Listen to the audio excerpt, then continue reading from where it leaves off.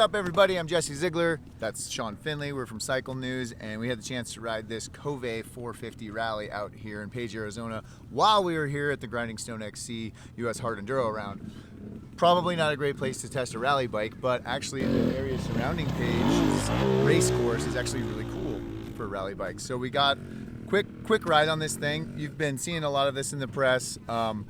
A lot of buzz about this bike. Obviously, this bike gained notoriety at the Dakar Rally this year when it actually finished 3 or 4 of the bikes that entered with the Kove factory team from China. They all finished the rally, which instant credibility in the rally world or adventure world. So this thing's coming in the market this year sometime, 2023. It's going to hit the market around $9,000 for a 450 dual sport rally bike. We're not sure if it's going to be 50 state legal yet. There's a lot of unknowns, but here's the stuff we do know about it.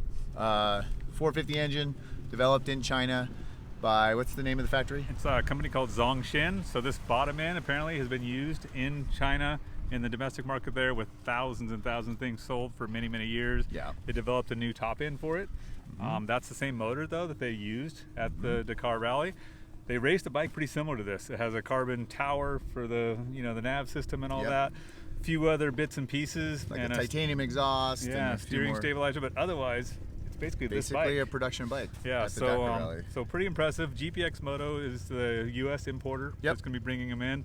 We'll actually have a U.S. website here soon too, as well. Yeah. But yeah, we got to ride it around here in Page, and it's actually, even though there's a hard enduro going on here, there's a lot of good roads and both sandy and dirt and rocks, and we got to put it to a good test, and pretty impressed for what it's supposed to be. It's a legit good off-road bike. Yeah, as far as like light adventure, heavy dual sport, whichever category you want to put this bike into, it has sort of that nice dual sport feel to it. It's not going to be a hard-edged, aggressive race bike.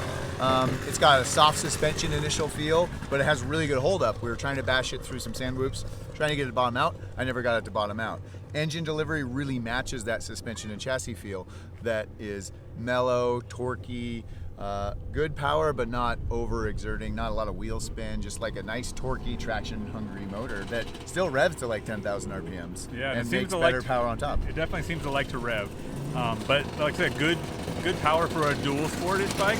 Now that $9,000 bike is going to be a off-road bike, but they do plan on bringing in a dual sport version as well. Actually, another really interesting thing, this was the full height, I guess, 12 full inch travel bike, but there's going to be another bike with 2 inches less travel with a lower seat height for those guys that don't want a really tall bike. Honestly though, this thing to me, like I came off of a 300 two-stroke just before riding around here, hopped right on. The seat height is even a little bit lower than that, so it doesn't feel intimidatingly high like a lot of dual sport or adventure bikes especially. Yeah, so it's going to be great entry level. In case you didn't get that from the bike noise going by, the off-road version of this, not the street legal version, it's going to be $9,000 retail, which that's cheaper than any dirt bike you can buy right now basically. So questions will be durability, dependability, parts availability, all those similar questions you have for dirt bikes about imported bikes from countries that we're not familiar with. But out of the box, the thing looks the part. It feels pretty damn good, honestly, riding our short little test. And the components seem to be holding up really well. I mean, they finished the Dakar Rally, so it's got some street cred already. But yeah, we only got about an hour and a half.